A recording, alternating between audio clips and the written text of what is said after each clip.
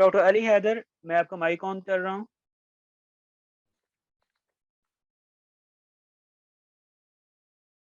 जी, Asian medical university से एक दूसरे हमारे हुँ, अली हैदर। डॉक्टर अली हैदर अपना माइक ऑन कर लें। अस्सलाम वालेकुम सर। वालेकुम अस्सलाम।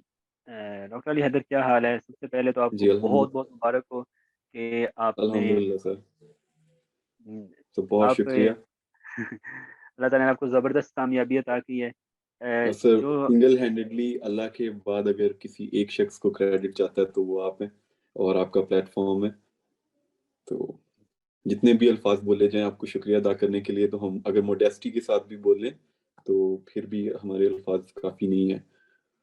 तो all credits to you sir. Ali Haidar जज़ाकल्लाह। तो डॉक्टर अली हैदर आप बताइए कि आप किस यूनिवर्सिटी से सर मैं आप एशियन एशियन मेडिकल इंस्टीट्यूट से ग्रेजुएट हूँ 2022 जुलाई। और सर मैं आपको बताना चाहूँगा और यहाँ पे जितने भी स्टूडेंट्स हैं मैंने ऑलमोस्ट आज से 1 साल और कुछ महीने पहले आपको फ़ेसबुक के थ्रू डिस्कवर किया और लकीली उस टाइम पे आपके कुछ नॉट लकीली लेकिन आपके कुछ लेक्चर्स करप्ट हो गए थे। तो आपने वो अच्छा, फ्री सबको डिलीवर किए थे। मैंने आपको वहाँ पे जॉइन अच्छा। किया था। जब हमने वो जी, वाले जी। लेक्चर्स कंप्लीट कर लिए तो आपने केप्लान शुरू कर दी। तो केप्लान जी, जी। Total from the very beginning हमने ग्लासगो कोमा स्केल से स्टार्ट किया था और हमने एंड तक केप्लान की थी। आपने सबको वो ऑलमोस्ट फ्री लेक्चर्स डिलीवर किए थे। तो हाँ, वो वो फ्री केप्लान मैंने आपके साथ कंप्लीट की थी और उसके बाद फिर मैंने अपनी सब्सक्रिप्शन ले ली थी। तो ऑलमोस्ट मैं 1 साल ऑलमोस्ट आपका स्टूडेंट रहा और मेरी जो जितने भी नॉलेजेस हैं उनका जो मेन सोर्स है वो आप हैं और आपका प्लेटफ़ॉर्म है। So thank you doctor Ali Haider ये आपकी थैंक यू आप आपके ये अल्फाज़ हमारे लिए बहुत अहमियत रखते हैं और it means a lot. This is जज़ाकल्लाह। मिनिमम जो हम आपको रिटर्न दे सकते हैं। इससे ज़्यादा हमारे पास आपके लिए कुछ नहीं है, दुआएँ हैं और दैट्स इट। अच्छा डॉक्टर आप एशियन मेडिकल यूनिवर्सिटी से जुलाई में जी, ही ग्रेजुएट हुए हैं जी सर। और ये आपने फिर फर्स्ट अटेम्प्ट में ही फाइनली पास किया जी। और ये एशियन मेडिकल यूनिवर्सिटी के लिए बहुत बड़ी अचीवमेंट है कि जी उनके सर। स्टूडेंट्स फर्स्ट अटेम्प्ट में वो इसे पास कर रहे हैं नहीं तो अगर हम जी सर, अल्हम्दुलिल्लाह एशियन से मैक्सिमम जो बचे थे ऑलमोस्ट 80 टू 90% हमारा रिज़ल्ट रहा। जितने भी हम ग्रेजुएट होके आए, हम ऑलमोस्ट 25 के अराउंड थे। तो मेजॉरिटी अल्हम्दुलिल्लाह एशियन से जितने ग्रेजुएट थे वो सब पास हुए हैं। अच्छा डॉक्टर अली हैदर आप ये बताएं कि लेक्चर आपने सुने आपको बहुत बेनिफिट हुआ आप अपने जी सर। जो जूनियर्स हैं या जो दूसरे स्टूडेंट्स हैं उनको किस तरह गाइड करेंगे कि वो एमएलए की तैयारी सर करें मैं कौन सी अपनी जो मेरी रिकमेंडेशंस हैं मैं उनको 2 लोगों के लिए डिवाइड करूँगा। एक जितने भी जूनियर्स हैं हमारे जो अभी 4th ईयर में हैं या फाइनल ईयर में हैं, उनके लिए और दूसरा वो लोग जो इस अटेम्प्ट को क्लियर नहीं कर सके या जो ऑलरेडी अभी पाकिस्तान आ चुके हैं या जिन्होंने जो अपीयर नहीं हुए। तो सबसे पहले सर जूनियर्स के लिए जो मेरी रिकमेंडेशन होगी क्योंकि जितने भी सोर्सेज़ मुझसे पहले इनाम ने और फ़हद ने शेयर किए ऑलमोस्ट मेरे सोर्सेज़ सेम थे। इसमें मैं कुछ जी ऐड करना चाहूँगा कि जी जो जी आपका प्लेटफ़ॉर्म है ना, जिस हिसाब से आप पढ़ा रहे हैं वो परफ़ेक्ट है, वो बड़ा वेल डिज़ाइन्ड है, कि आप स्टेप 1 हम्म, से अपनी बेसिक नॉलेजेस लें, अगर आप 4th ईयर में हैं या आप 3rd ईयर में हैं, आप अपना स्टेप 1 जितना भी है आप अपना कवर कर लें ऑलरेडी वहाँ से। फाइनल हम्म, ईयर स्टेप 2 जो है, सीके जितने भी लेक्चर्स हैं, क्लिनिकल लेक्चर्स और जो सर्जरी के लेक्चर्स हैं, वो आपने किए हों जब आप पाकिस्तान आए, राइट? हम्म, और जी केप्लान के साथ-साथ मैंने एक चीज़ मैं ऐड करूँगा कि केप्लान वेरी वेल डिज़ाइन्ड है हमारे लिए और जिस तरह से आपने उसे एक्सप्लेन कर दिया है, तो आई थिंक सो वो परफेक्ट है एनएलई जैसे एग्ज़ाम के लिए। और इसके साथ-साथ सिर्फ़ मैंने जीआईटी जो थी वो डोगर से एक्स्ट्रा की थी। ये मैंने जी जी 2 इन दोनों को कंबाइन किया था लेकिन केप्लान मोर देन इनफ है। और जिस तरीके से उन्होंने वो सिनेरियोज़ दे दिए हैं, अगर आप केप्लान से सर्जरी कर लेते हैं, तो मेरा नहीं ख्याल कि आप कोई भी क्वेश्चन को मिस करेंगे। जी जी और तो एक मेरी रिकमेंडेशन और भी रहेगी कि फर्स्ट एड स्टेप 1 और स्टेप 2 के एंड पे रैपिड रिव्यूज़ हैं, उनको कभी स्किप मत कीजिए। अपने लास्ट डेज़ की जो प्रेप्स हैं, उनको लाज़मी ऐड करें। ताकि वो बहुत एक बेस्ट सॉर्ट ऑफ रिवीजन है, बहुत इमीडिएटली आप 2 से 3 मिनट के अंदर एक आप रैपिड रिव्यू जो है वो कर सकते हैं, वो बहुत आपको हेल्प करता है। और सर जो मेरा पैटर्न था स्टडी का, क्योंकि हमारे पास टाइम कोई बहुत ज़्यादा नहीं था, बहुत ज़्यादा सफिशिएंट नहीं था, तो स्टेप 1 मैं ऑलरेडी कर चुका था यहाँ आने से पहले। स्टेप 2 को और सर्जरी मैंने ऑलरेडी आपके साथ लाइव की थी टोटल। तो यहाँ आने के बाद मैंने अपने जितने भी मैं लेक्चर्स लेता था वो स्टेप 2 के रिलेटेड होते थे, अपनी मैं मेडिसिन के लेक्चर्स लेता था। और उसके साथ सर जो मेरा तरीका था वो यही था कि मैं जो भी टॉपिक कर लेता था या जो भी सिस्टम मैं कर लेता था, उसके साथ में एमसीक्यूज़ को लाज़मी कंबाइन करता था।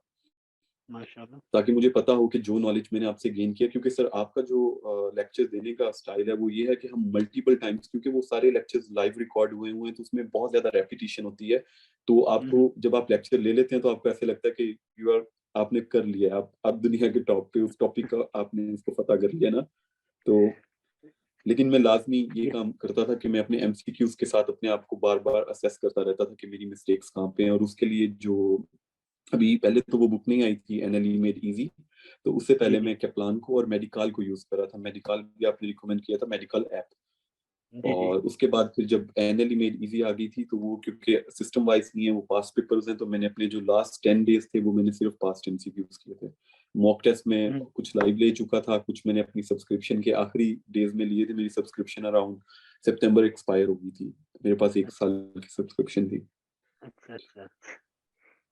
अच्छा, ये जी यहाँ एक सर। बहुत अच्छी बात है कि जो होती है ना रेपिटेशन, रिवाइज़ करना आपकी तबीयत पे एक बोझ होता है। आप पढ़ भी लें तो आप बिल्कुल सर। उसे रिवाइज़ नहीं करना चाहते। आप कहते हैं यार मैंने पढ़ लिया अब क्या दोबारा पढूँ? लेकिन ये रिवीजन, ये रेपिटेशन, ये रिवीजन करना बहुत इम्पोर्टेंट है आपकी मेमोरी के लिए। मेमोरी उस वक़्त डेवलप होती है जब एक चीज़ को आप दोबारा पढ़ते हैं, फिर दोबारा पढ़ते हैं, फिर दोबारा पढ़ते हैं, फिर मेमोरी डेवलप होती है, एग्जैक्टली सर। परमानेंट चली जाती है।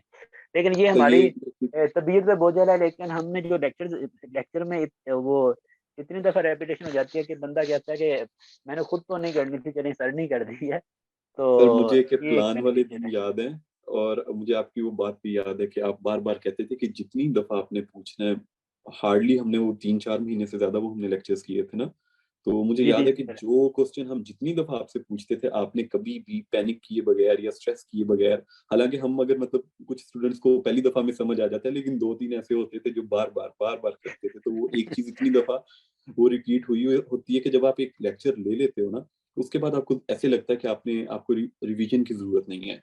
और एक चीज़ मैं और करता था सर कि मैंने जब मैं स्टेप 1 के लेक्चर्स ले रहा था, मैंने उसको पैथोमा के साथ भी कंबाइन किया था, कि मैं जो हुँ, रिवीजन थी मैंने लेक्चर ले लिया, मैं अपनी बुक को साथ एनोटेट करता था।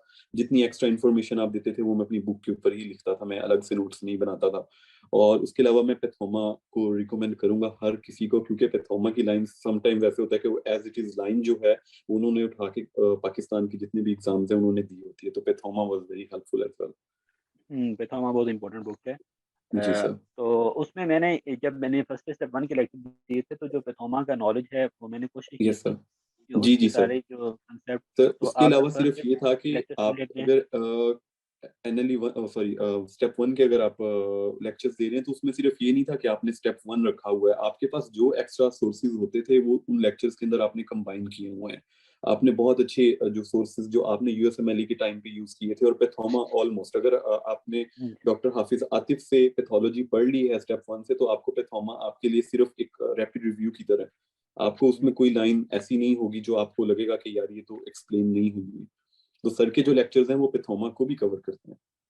तो आप जब लेक्चर सुन लेते हैं तो उसके बाद आपको पितामह पढ़ने में डिफ़िकल्टी नहीं होती, इट सर मीन्स। पैथोमा के जो तो है जनरल पैथोमा, उसके लेक्चर्स तो साइट पे अवेलेबल हैं, और उसके अलावा हुँ, जो स्पेशल पैथोलॉजी है वो मैंने स्टेप 1 से की थी। मुझे बाय गॉड एक भी कोई लाइन स्पेशल पैथोलॉजी के किसी भी सिस्टम में ऐसी नहीं थी जो आपने कवर नहीं की हुई। तो मुझे कोई डिफिकल्टी नहीं हुई थी पैथोमा को पढ़ने के लिए, बल्कि वो मेरी फेवरेट बुक इस हिसाब से थी कि मैं अपने आप को जब मैंने रिव्यू स्टडी करनी होती थी या रिवाइज़ करना होता था, तो मैं पैथोमा चूज़ करता था। ज़बरदस्त, ज़बरदस्त। और एनुअली मॉक टेस्ट लेक्चर्स के बारे में आप कुछ कहना चाहें, जो आपने जी सुने? सर। सर जो मॉक टेस्ट थे कुछ मैंने लाइव दिए थे आपके साथ, उसके बाद मैंने स्किप कर दिए थे। जो सर बेस्ट प्रिपरेशन स्ट्रैटेजी है वो यही है कि आप जो प्रीवियस एमसीक्यूज़ हैं और जब आपको स्पेसिफिकली उनके लेक्चर्स मिल जाते हैं और एक टीचर आपको बता रहा है कि आपने एक सिनेरियो को कैसे जज करना है, आपने उसको कैसे एनालाइज करना है और आपने कैसे बेस्ट ऑप्शन को चूज करना है। क्योंकि सर ये मेडिकल है, इसमें कभी भी 4 जो एमसीक्यूज है, कभी ऐसे नहीं होता कि 3 एमसीक्यूज गलत होंगे और 1 सही होगा।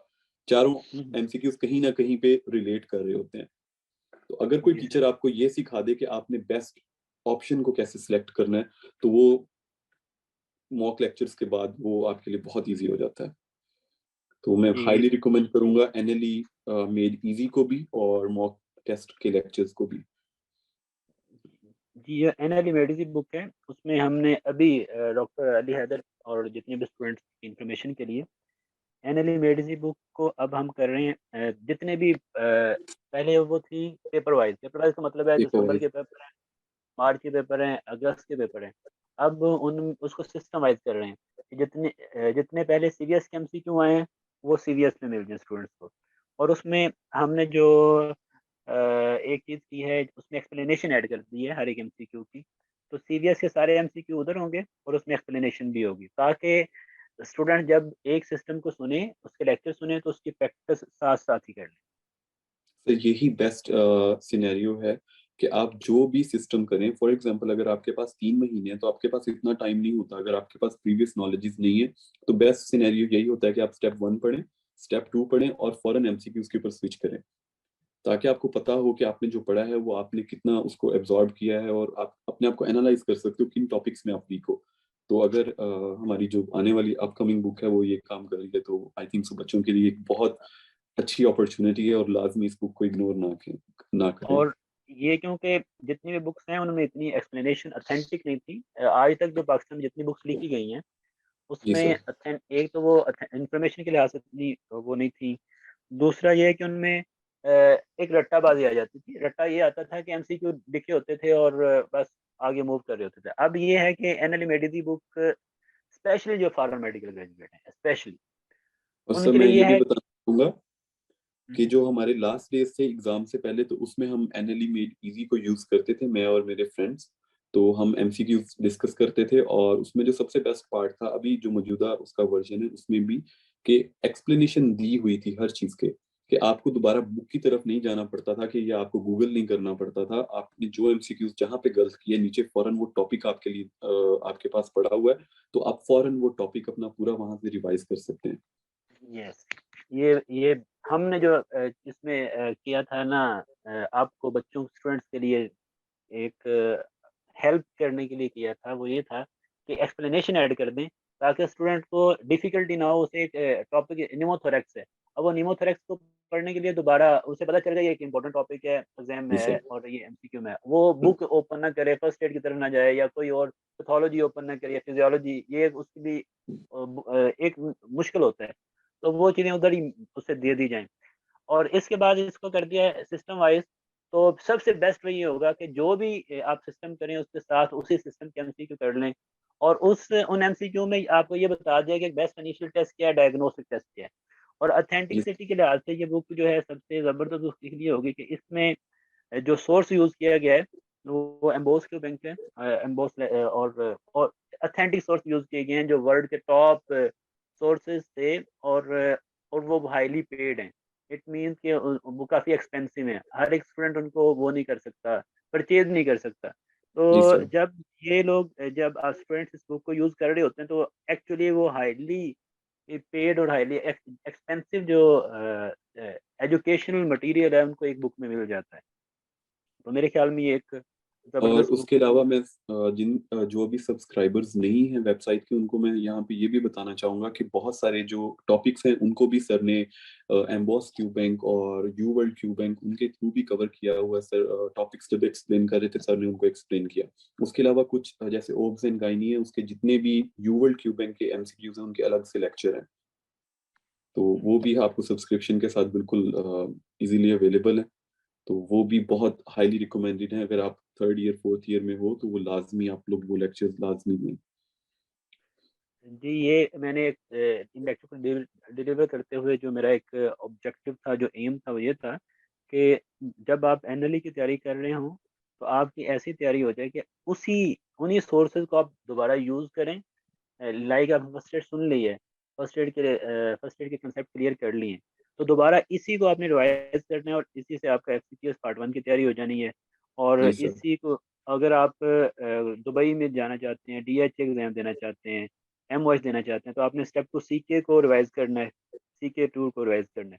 तो आपने डीएचए एग्जाम या एसएमएल जो सऊदी अरेबियन एग्जाम है, अगर आप लैब देना चाहते हैं तो फिर भी आपने क्लिनिकल प्लान को दोबारा रिवाइज करना है। तो पहले ये होता था और आप अभी भी यही करते हैं कि पाकिस्तान में जाने के बाद वो एनएलई करते हैं और एनएलई के बाद बच्चे एफसीपीएस या दूसरे एग्जाम में फंस जाते हैं।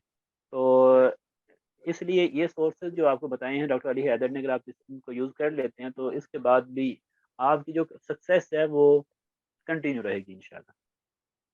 सर कंटिन्यू नहीं, और जो मेरा एक्सपीरियंस है इस प्लेटफॉर्म के साथ, मैं बढ़ा चढ़ा के नहीं बोलना चाहता, लेकिन मैं ये बच्चों को या अपने जो जूनियर्स हैं या जो अभी रह गए, मैं उनको ये चीज़ गारंटी कर सकता हूँ कि ये वाहिद एक ऐसा प्लेटफॉर्म है जो आपको 100% रिसोर्सेज दे रहा है एनएलई के लिए। एवरीथिंग जो आपको चाहिए वो आपको एक जगह पे मिल रही है, एक पैटर्न के साथ वेल अरेंज्ड मिल रही है।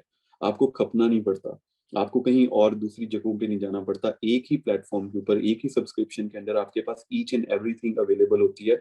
और सबसे बड़ी बात यह है कि आप इसको कहीं पर भी लेके जा सकते हो। आप जो हाउस जॉब कर रहे हो, आप स्टूडेंट हो, आपके पास हमेशा ये आपके आईपैड में, आपके फ़ोन में, आपके लैपटॉप में ये अवेलेबल होगी। आप स्पीड बढ़ा सकते हो। जैसे मैं हमेशा 2x पे सुनता था सर के लेक्चर्स। मैंने क्योंकि लाइव भी बहुत ज़्यादा लिए हुए हैं, तो लेकिन जब मैंने खुद सुनना होता था तो मैं 2x पे हमेशा होता था। और जब सर वैसे बोल रहे हो, तो जितना मैंने सर को सुन लिया हुआ है 2x के ऊपर, तो जब सर वैसे बोल रहे हो तो मैं वैसे ही बड़ा मुझे अजीब सा लगता है, क्योंकि मेरे लिए सर 2x पे होते हैं हमेशा। ये रात को एक वो हमारे एक स्टूडेंट हैं, वो अफगानिस्तान, वो इधर चाइना से, उनका भी एनएलई पास हुआ है। तो कहता है कि सर अभी जब लोग बात कर रहे होते हैं तो मुझे लगता है ये आस्ता आस्ता बात कर रहे हैं, मैंने आपको 2x पे इतना सुन लिया है एग्जैक्टली कि सर। तो अच्छा।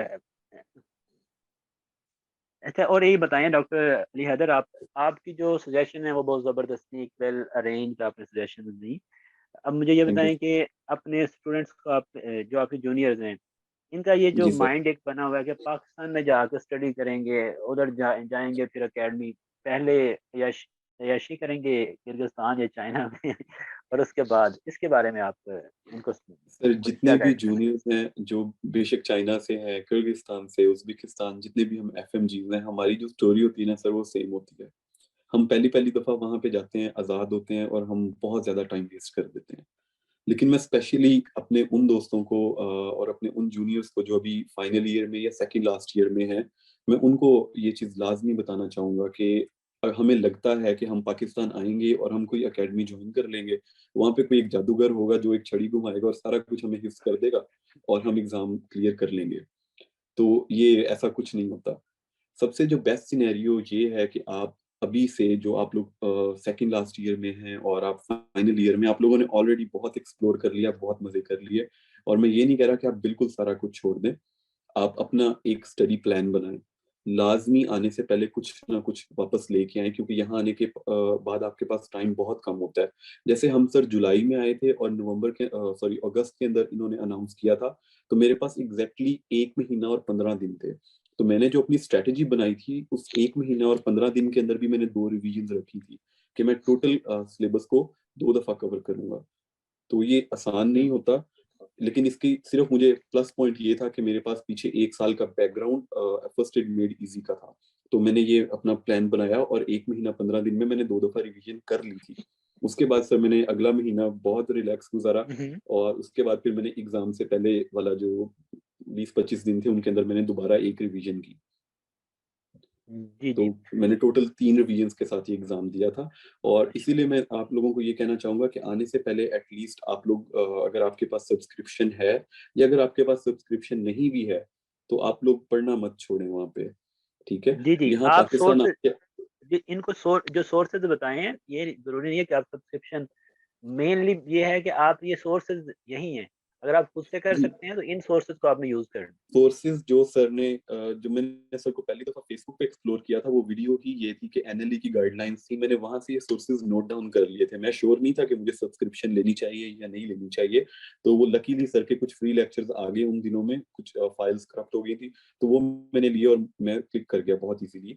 लेकिन जो सोर्सेज थे वो यही थे मेनली। Step 1, step 2 केप्लान। अगर आपने डोगर ऐड करनी है आपकी मर्जी है, लेकिन केप्लान मोर देन इनफ है। एनाटॉमी शेल्फ नोट्स, और अगर आप उनके सर के लेक्चर्स ले लेते हैं तो वो नोट्स आपको हिफ्स हो जाएंगे, ठीक है।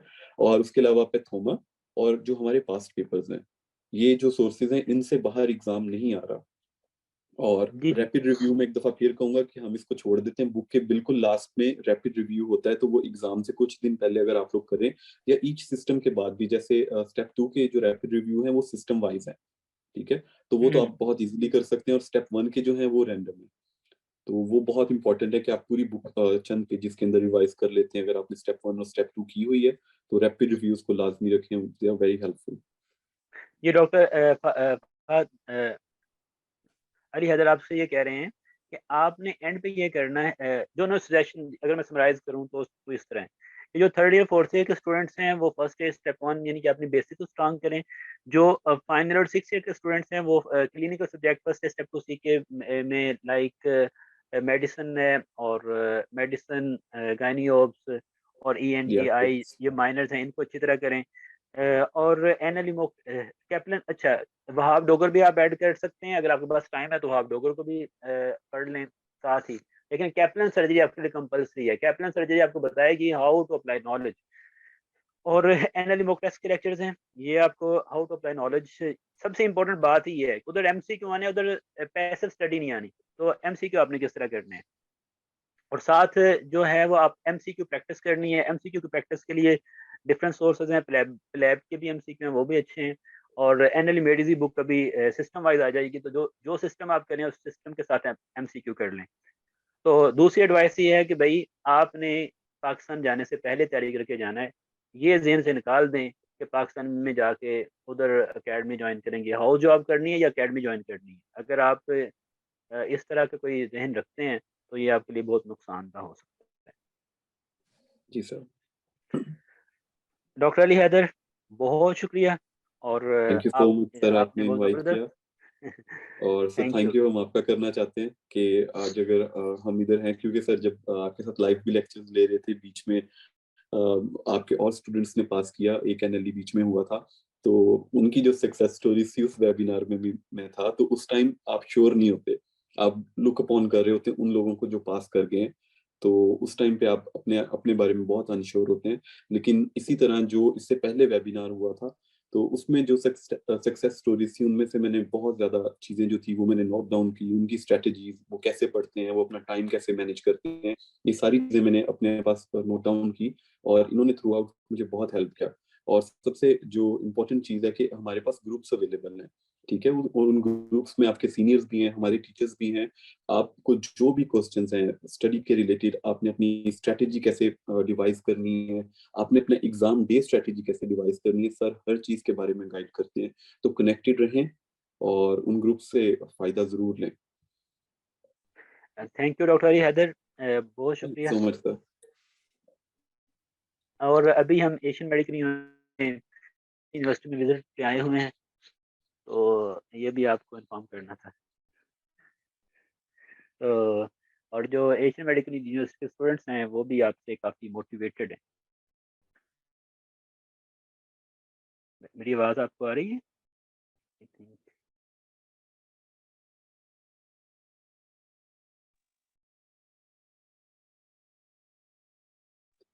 सर मैं आपको बल्कि एक छोटा सा इंसिडेंट बताना भी चाहूंगा। मैंने फेसबुक के थ्रू मुझे पता चला कि आप एशियन मेडिकल इंस्टीट्यूट में गए हुए हैं। तो मेरे कुछ जो प्रीवियस टीचर्स थे जो मुझे पढ़ा रहे थे, तो वो आपके जो आपने वहाँ पे सेमिनार किया था, तो उन्होंने वो अटेंड किया था।